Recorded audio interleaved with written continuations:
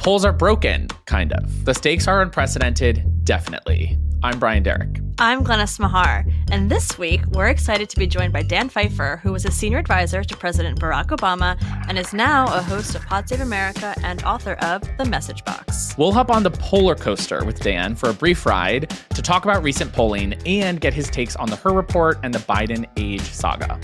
Then stick around for a brief update on Trump's election cases, our takes on Trump saying, "If we don't pay and we're attacked by Russia, will you protect us?" No, I would not protect you. In fact, I would encourage them to do whatever the hell they want. As well as Tucker Carlson passing Putin the mic. We'll take a trip to Missouri in our It's Giving segment before inviting you into our group chat and leaving you with a good vibe.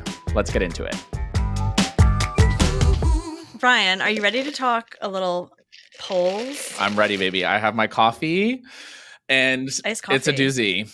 How are you feeling about the polls these days? I hear they're broken. The polls are broken. The vibes are polls. I'm not a polls girly. We're going to have Dan Pfeiffer join us in a few minutes. He is a polls guy. He can speak really well to the polls and what they all mean. I'm someone who has like 30,000 unread messages in my inbox. Like, that's how I feel about polls. I don't want to see them.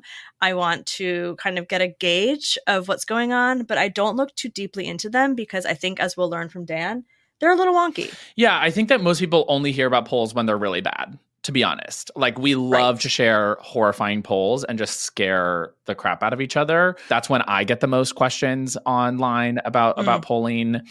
And I think some of my questions for Dan revolve around how it actually works, because it's not just people dialing landlines and asking you 5 questions anymore. Like, polling has changed and evolved, and it's had to. And so I want to understand that better. And then I also get a lot of questions from people and have always been curious about why there's such variation in polls at any given time, right? Because we imminently see polls that like are Biden plus 5 and then Trump plus 5 at the same time. It's like, how can in the same day? So how, why, how, who?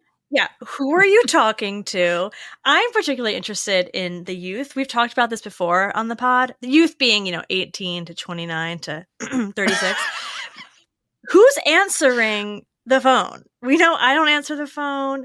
Everyone's exhausted with the Dem fundraising texts. So if you're getting a poll, and if this is the main way by which people are polled is your cell phone, what are we working with here? Totally. Yeah, I'm excited for the conversation. He has put out some really interesting articles via his newsletter, The Message Box, recently.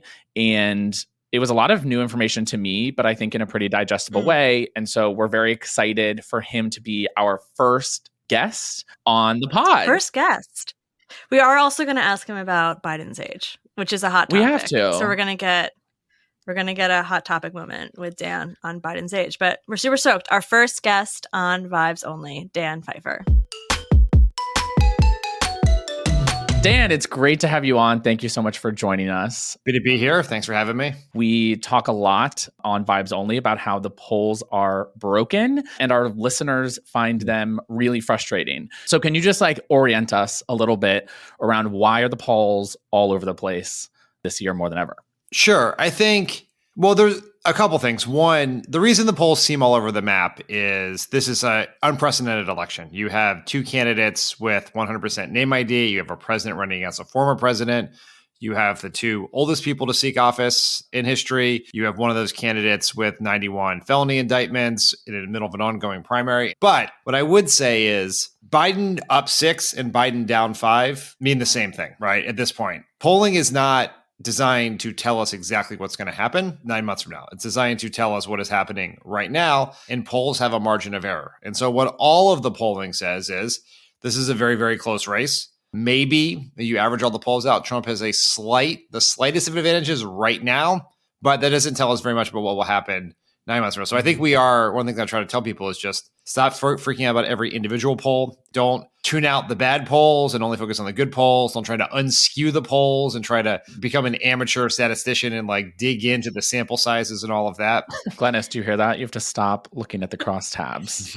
Right. Well, so for me, I am not reading the polling. How does one stay motivated or grounded in the polling if it is so wonky and it's up and down? And how often do the polls come out so that should we be checking them every month, every 2 months? And and what to do, if anything, when we see the numbers? Well, I think the polls are going to come out with increasing frequency as we get closer to the election. You don't have to check the polls at all. That's also an option.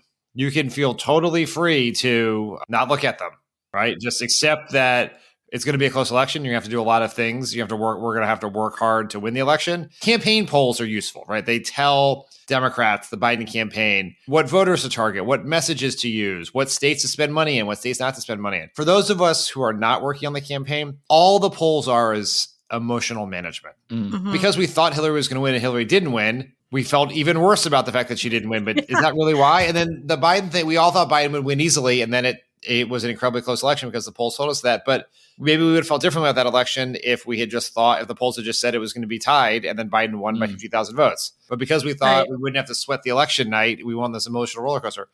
So if you don't want to look at the polls, don't look at them. It's not a requirement for participating in our democracies to look at the polls. Right. But it's not required reading. Right. For a lot of people, they can't avoid it. Right. They want to know what's happening. They're very anxious about this election. They want to be told it's going to be okay. They want to know how to prepare themselves for what may or may not happen.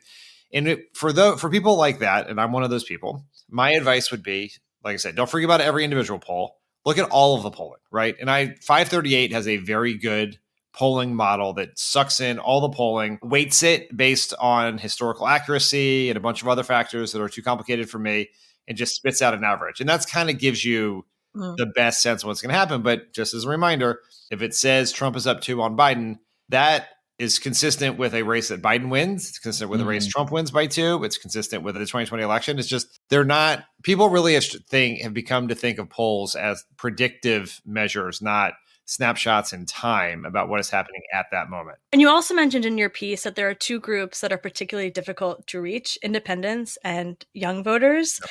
And given that the young vote count, I believe it's like 18 to 29-year-olds this coming election is about 54 million Americans. And the polling we do get from that group is often inaccurate. Do you think we should be reconsidering how we poll altogether to reach the youth vote, or kind of just take that for what it is and, weight it in a certain way?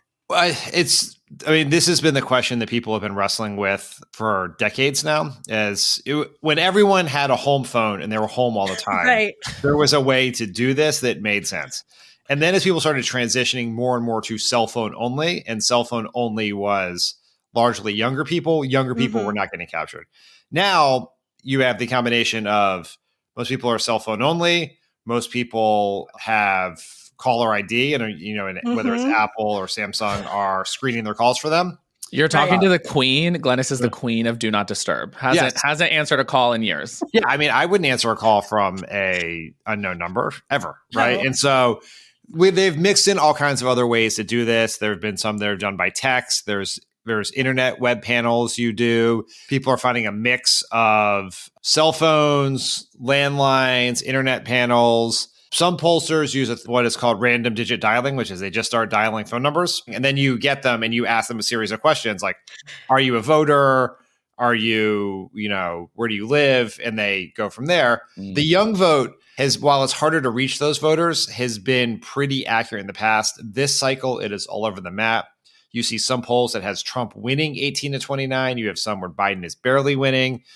In one of the polls that came out that showed Biden up recently, he was up 23, which would be very good because he won 18 to 29-year-olds by 24 points in 2020. It's all over the map. And the same thing with independents. And so whenever I see big spreads in polls, and last week, which is what caused me to write this piece, it was so disorienting, was one moment, great poll for Biden. Oh, maybe he's turned the corner. Consumer confidence up. Things will look good. Oh, no, another poll down. And they're all from high quality pollsters, right? I look at the independent numbers and the young voter numbers. And the independent spread is gigantic. There's like a 26-point spread between Biden being up 15 in the Quinnipiac poll where he's winning and being down like 9 or 11, I think, in some of these other polls, like the Bloomberg swing state poll. And so why is that happening? Harder to reach people.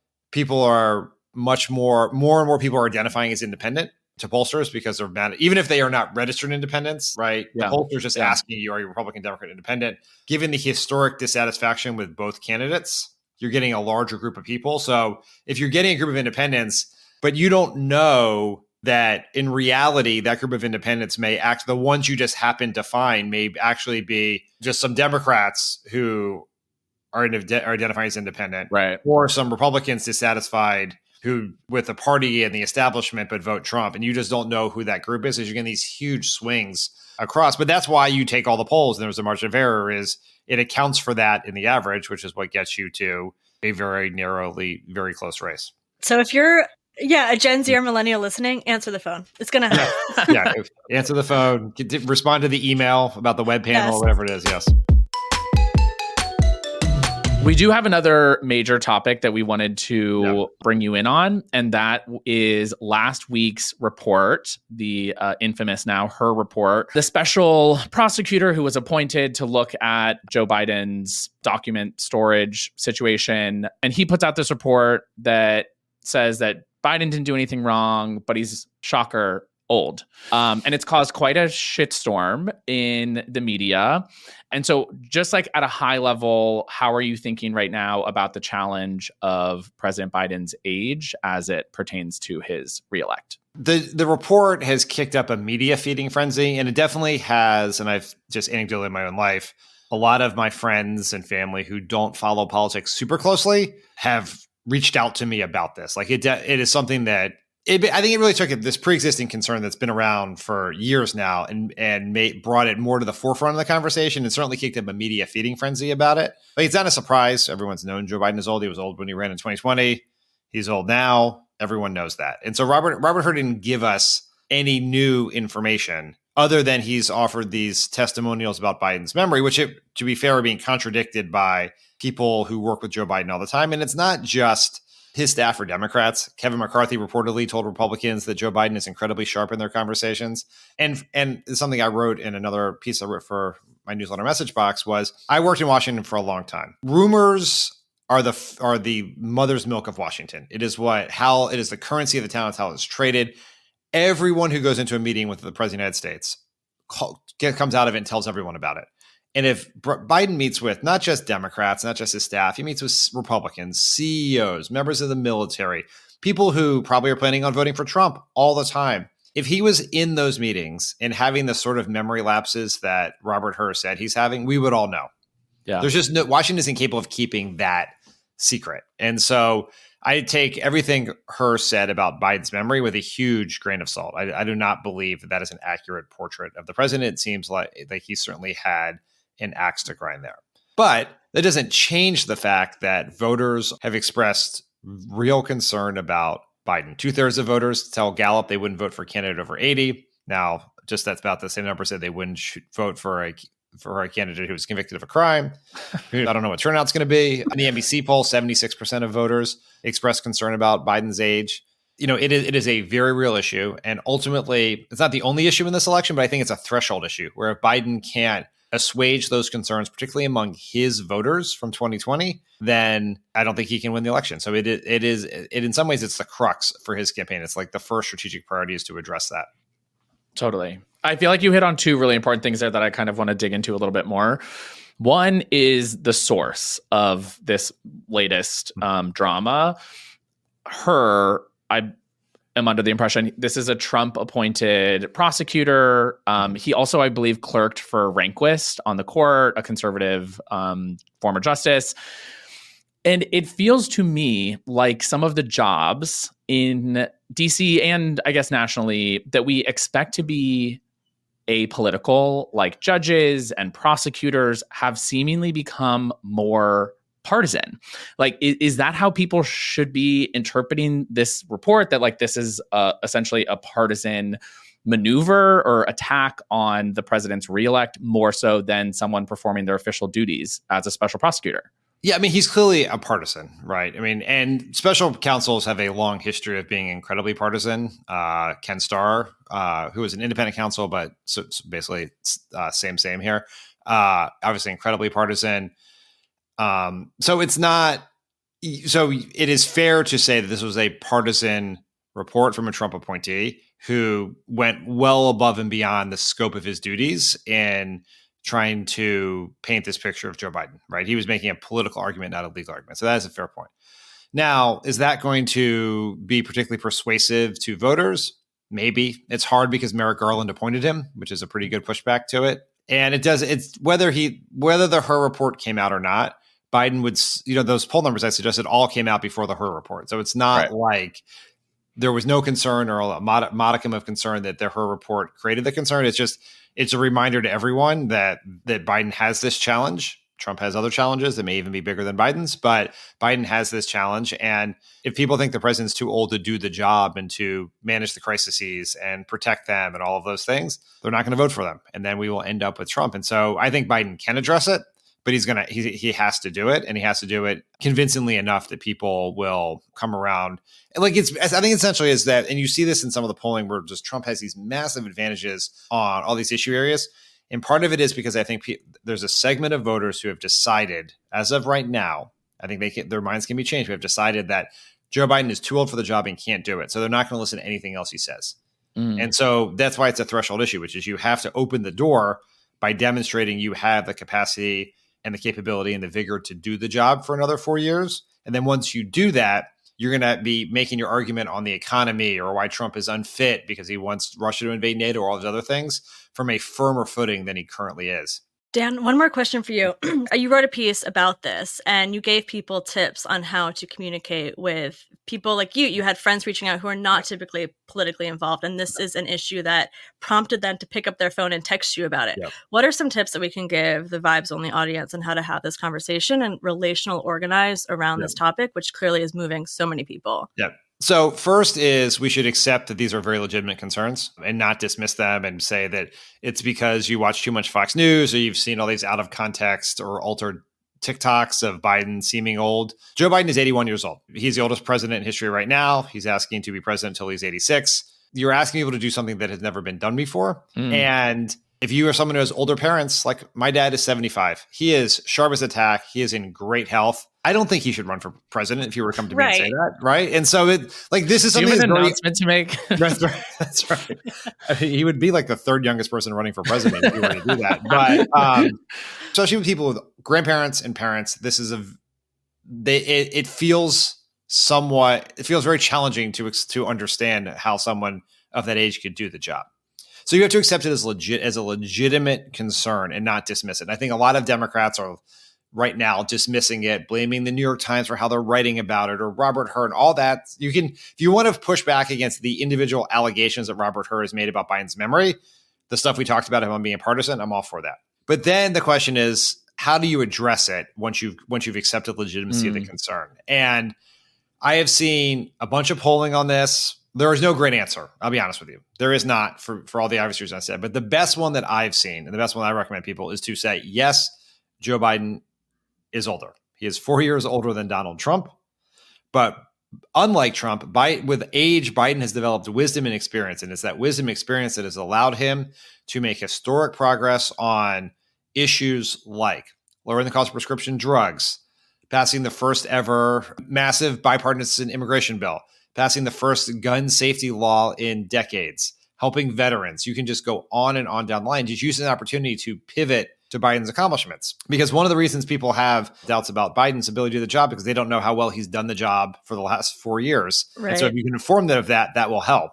And then the next thing is ultimately what all of us can do is on the margins. Biden's going to have to perform in the big moments to show people that he can do the job. But when he does when he has good moments, we should share those moments with the people in our network, right? We can do that by posting on social media. We can do it by sending the videos in our family text chats, because I watch the president very closely. The moments where he is very strong and good and seems younger than his 81 years vastly outnumber the bad moments. Yeah. It's the bad moments that go viral. And that's because Republicans want them to go viral. It's because that's just what the algorithms want. But it's also because that's what people share. No one shares the good stuff, right? And so we could share the good stuff. And the last point is we have to just remember that this election is not simply a referendum on whether an 81-year-old man can do the job of president for another 4 years. It's a choice between two men, one who is 81, who is a decent, good, empathetic person who has accomplished a lot in his life and in his presidency, who thinks about you every day, or a 77-year-old, chaotic, incompetent, lying criminal who only thinks about himself and his rich friends. Like, that's the choice. And And when you frame the choice, it feels different. Pulling the lever for the 81-year-old may feel different than it does when it's just about his age. Absolutely. And that's on vibes. That is on vibes. That's what we're all about. Dan, we could talk to you about this stuff all day long. We've stolen too much of your time already. Thank you so much for being with us. We hope that you'll come back throughout the election this year and talk to us some more. Will do. Thanks for having me. And there you have it. That was really actually helpful in a way to know that I'm not wrong in just thinking to myself, buckle up, let's go, let's do this. Let's have real conversations with friends and family. Let's be pragmatic about this. And I would also argue, let's use social media way more. We all have our platforms, whether that's you have 10 followers or 10 million, you have a platform, you have things to say, use it.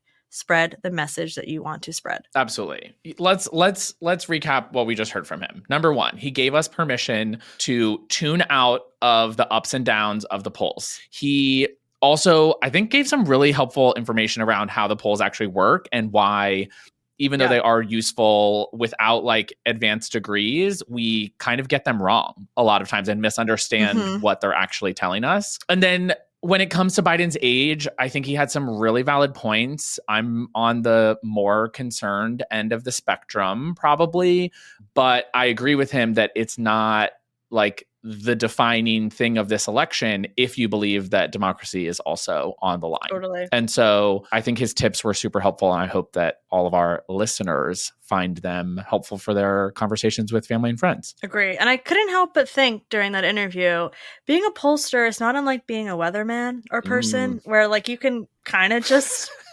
guess. I think that he would probably refute that a little bit. I mean, meteorology is real. No. Yeah. But I think that that's right, that people do think that they can make a lot of meaning out of polling data in a way that I would never claim to make meaning out of meteorological data. For sure. And for the record, I do know some pollsters. I know that they are very data driven and algorithmic in their work. So I do not want to be part science, part art, right? Kind of. The weighting. Yes. You know. Okay, Brian. On the topic of older men. Oh boy. Running for a date? I'll send you his number. Speaking of old men running for president of the United States, and we're going to give you a little court case update here. So SCOTUS, Supreme Court of the United States of America, last week they heard oral arguments on Trump's eligibility to appear on the Colorado ballot. And Brian, little surprising for many people. My interpretation of the media since and the coverage has been that the Supreme Court is extremely likely to strike down Colorado's decision and leave Trump on the ballot. And I think that we got questions from judges, even left-leaning judges, that imply that as well. I will say that from the very first day that the Colorado Supreme Court issued their decision, this seemed like the most likely outcome all along to me, just based on how other courts had already ruled on this issue, how other states were handling Trump as it pertains to the ballot. I would have been shocked if I will be shocked if the Supreme Court ultimately decides to keep him off of the ballot based on this case. So that's one case that Trump has right now, which is, again, originating from Colorado, focused on his eligibility to be on the ballot. He's right back in court. He just petitioned the Supreme Court to intervene on the January 6th case, saying that they should strike down the 3-judge panel on the DC court. We talked about this decision last week, and he's now asking the Supreme Court to jump in and say that he had presidential immunity to do whatever crimes he wanted to do, essentially, is the argument. And we're now waiting on what the Supreme Court is going to do about that case. So yes, all around, Supreme Court's going to be very involved in the presidential this year. That's right. You are going to be thinking about the Supreme Court more in the next 6 weeks to year leading up to November 5th in your life than you probably have ever. And that's a promise that we don't want to keep. What else has happened this week? Well, have you ever heard of a little thing called World War III? Yeah, NATO. Have you heard of her? Um, So Donald Trump is running his mouth again in a way that is could be wildly destabilizing to any sort of geopolitical normality we've been very on brand for accustomed him. to here. Yes. Recently, he was at a rally. He said, One of the presidents of a big country stood up and said, well, sir, if we don't pay and we're attacked by Russia, will you protect us? I said, you didn't pay? You're delinquent? He said, yes, let's say that happened. No, I would not protect you. In fact, I would encourage them to do whatever the hell they want. You got to pay. You got to pay your bills. Now, this to me, I highlighted this because it is so rich coming from a man who bankrupted blue-collar workers in Atlantic City building his Taj Mahal, his beloved Taj Mahal that he would not shut up about, and he never paid his bills. There is a special place in hell for people who do not pay their vendors, their contractors, etc. Totally. Donald Trump, pot, kettle. Yeah. The whole thing reminds me of like a racket when a gang is going around and charging like little mom and pop shops for security when really what they need is like protection from the gang itself. Because here you have Trump enabling Russia, leading the party to abandon Ukraine, right? Making Russia a greater and greater threat to world security. Mm-hmm. And then at the same time, really pulling the rug out from under NATO allies. Our allies. Who would actually be physically threatened by Russia if they were to overrun Ukraine. And so it very much feels like the aggressor in the situation gaslighting the people who are potentially being attacked into thinking that like it's their fault because they didn't pay a bill to NATO. Right. And so listen, I'll have to brush up on what NATO dues structure is, but I think that the important part for us to remember is that Russia invading a NATO ally would actually start World War III. And so your point around like destabilization is really important. And for Trump this far out from the election to feel free to completely try to upend the world security and like the post-World War II order that has prevented a third world war is truly concerning, if not horrifying. And we talked about this about, Dan mentioned that we're in unprecedented times. And as millennials, we've never not lived in unprecedented times. I would really appreciate a precedented time. But by the looks of what Donald Trump and the Republicans are doing, we're not gonna get that. And not even elected officials. Tucker Carlson, little baby Tucker Carlson, flew over to Russia to do what? Interview Vladimir Putin. Putin on the Ritz. You know what I mean? Putin on the Ritz. Like, it's actually crazy. Yeah, for him to offer a platform in that way and like legitimize Putin, who we know is like a war criminal and a thug and a murderer and all of these things. Horrible human being and hates America. Jails journalists, prosecutes minorities. Jails his opponents, kills his opponents. Has sent hundreds of thousands of his own people to die. I mean, it's... The list goes on. Right. Did you watch any of the interview? No. Why would I do that? I did. You want to know why? Tell me. I wanted to see Tucker Carlson being read to filth. I'm not like clapping for Putin or being like, yay, good job. Tucker should be mortified. One, Putin had a ton of intelligence on Tucker and was like, you tried to get in the CIA, didn't you? They didn't launch you. Huh? The whole thing. And Tucker's sitting there because, of course, Tucker doesn't speak any Russian. And it's just like waiting for the translator and has this like dumbass look on his face. Moral of the story, we should not be giving Vladimir Putin any sort of platform or celebrating him in any way. Period. Yeah. And I think it's probably a longer conversation that we can continue in the future.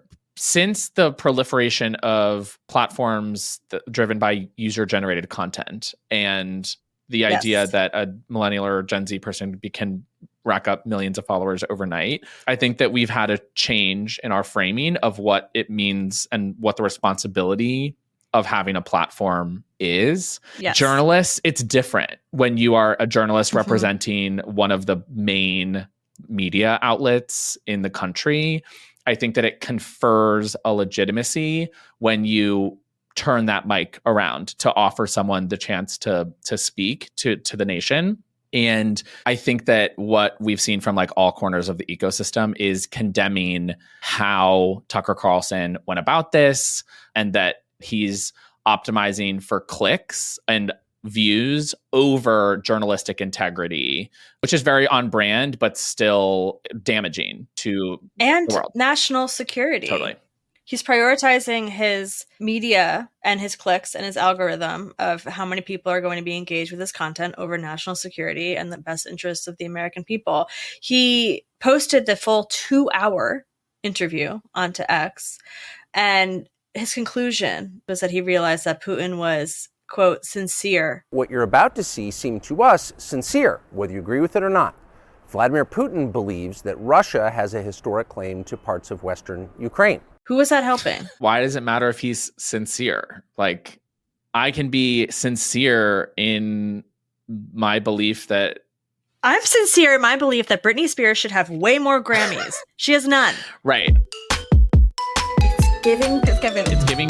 Okay, Brian, for this week's episode of It's Giving, there's a clip we're going to watch. There is a woman running for Secretary of State, Missouri. An important office. A very important office. This is what I will do to the growing books when I become Secretary of State. These books come from Missouri Public Library.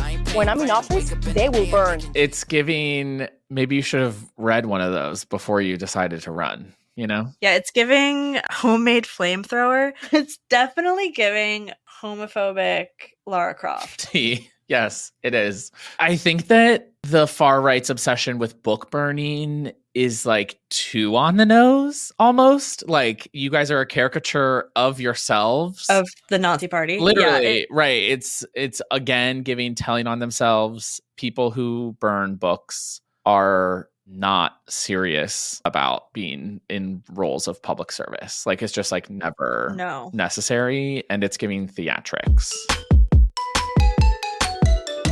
The group chat, I'm going to chat at you for a second because our group chat was not popping off with Super Bowl stuff. Beyonce broke the internet. That's number one. That's the first thing you need to know. Beyonce, in a genius marketing maneuver, had an ad with Verizon saying that she was going to break the internet, and everyone was like, new music, but nothing happened for like 4 minutes. Then on her Instagram, she posted a visual for a new song. And then like she tweeted or something, like, this is not actually correct, but then she had another play of saying 2 songs coming out. Then 5 minutes later, they came out on YouTube, all while the Super Bowl is happening, and her and Jay-Z are like sitting in their suite, and she's drinking her wine, and she broke the internet because everyone was like off the game trying to find Beyonce's new music. Oh wow, I missed that entire thing. I literally just woke up and there was a new Beyonce single out. No, it was a beautifully done marketing maneuver. So the song was not in a commercial. No. Oh, I thought it was. So she went through kind of some of her eras, like the Lemonade era, and then she did like some, and all of us were texting like, "Does what?" Only Taylor Swift has eras. I think that's trademarked. Oh, Glennis is mad. Not in if this you guys house. could see Glennis's face. Not in this house. I can go through Britney's eras, Miley's eras, J-Lo's eras, like the list goes on. But all of us were texting, like we're all like, Beyonce surely does not need to be doing a Verizon ad. Like, come on. She's doing okay. And then it was a domino effect. Also, you didn't watch Super Bowl, so I'm going to run you down. RFK Jr. had an ad right smack in the middle of the Super Bowl. Yikes. I did read about this. So then the Kennedy family, who opposes this run, immediately come out and say, like, how dare you use like family memorabilia, like keep our family's name out your mouth. And then he tweets, "Federal rules prohibit super PACs from consulting with me or my staff. I send you and your family my sincerest apologies. God bless you." But then proceeds to pin the ad to his ex Twitter, whatever. Yikes. Drama. Yeah. So basically, super PACs are, according to the law, not allowed to coordinate with the campaign. So he's saying, "Oh, that was a super PAC. It wasn't me. This is the same baloney that we dealt with when it came to Ron DeSantis and the Never Back Down super PAC." And it's just out of control. Like, the whole situation is out of control with these super PACs, people dumping tons of dark money into these races. and the candidates then having to basically like answer to and answer for the actions of these massive entities run by people whose names we never see. It's crazy. Yeah, but not you defending RFK Jr. Oh, wait, no. No, I know. No. I'm saying he's in on this. I'm saying it's such a totally. cop-out. Yeah. Let's retake that. I am not defending RFK Jr. I'm saying these candidates like to blame things on the super PACs and say, oh, we weren't allowed to coordinate, so that's not my fault. When there's like staff that moves back and forth. Ron DeSantis literally moved $70 million from his state account into the super PAC and then resigned from the super PAC to then run for president. Like, it was his money that was funding the whole thing. Like, it's actually insane that they've blurred the lines and Citizens United did this whole thing to death, where there's just like no transparency anymore. Let's talk about the thing that actually took over all the group chats this week. What? Meta, which is that Meta is making changes to Instagram and Threads and will no longer be promoting content that, or recommending content that has to do with politics, elections, law and policy, social movements, anything like it. And it's caused a firestorm online, especially in our community of people who are political content creators. Taylor Lorenz has written some great pieces already about these changes and how they will affect people, because some people's point of view is inherently considered political because of who they are, right? And so when I create content talking about like, how do we make sure that trans people can get basic healthcare, Meta is now going to deem that political, but like it is just talking about who you are a political thing if you're part of a marginalized community. Like, in the eyes of these platforms, oftentimes the answer is yes. Yeah. And just to loop this back with our earlier conversation with Dan, that's why if you do have social media and you are not, deemed a political content creator, it is so important to share the content that speaks to you that might be from a political content creator, or to save their posts, to, reshare them. All of that really does matter, especially given what Meta is now throwing onto all of these creators. So if you weren't doing it before, I highly suggest that you do. It will help get the message out there more effectively. For sure. So the last thing I want to touch on, Brian, to like wrap this all up is, also going back to our Dan conversation, hearing people say behind closed doors that Joe Biden is so with it and so on top of it and is, cutthroat and engaging. We're not seeing that online, but we might be seeing more of it. He's now on TikTok. Yeah. I was asked in December for a publication to make political predictions about 2024, which I hate doing. And I'm not an I told you so guy, but two of them have now come true. Number one, I said that the Biden campaign would join TikTok, even though they say frequently that even though they banned it from federal devices. And secondly, I predicted that social media platforms would crack down on political content, which also happened last week via Meta. So I'm 2 for 2 heading into 2024. And you guys, I feel I should schedule a reading with you or something. My tarot cards are ready to go anytime.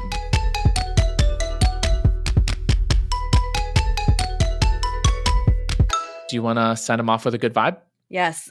Good vibe. Goodbye this week. The Biden administration plans a major carbon-free electricity buy. 2 things from this, Brian. It is a little wonky, but 2 things I want to highlight is that, one, this is a follow-up from a 2021 executive order.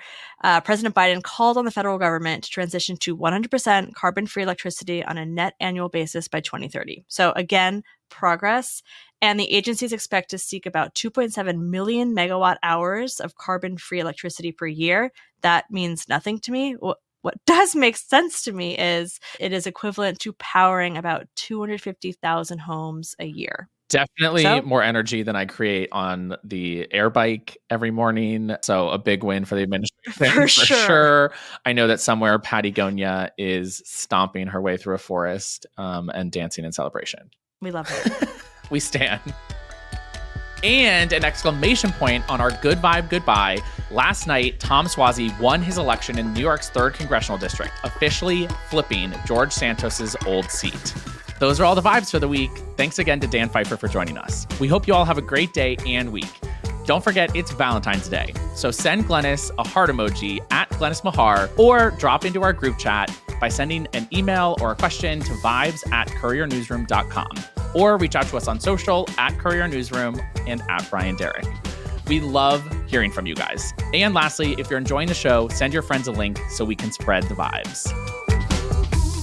Vibes Only is a production of Courier, a civic media company that protects and strengthens our democracy through credible, fact-based journalism and seeks to create a more informed, engaged, and representative America. Vibes Only is produced by Devin Maroney with support from Courier's Kyle Tharp, R.C. DeMezzo, and Daniel Strasburger. Tara McGowan is founder and publisher of Courier.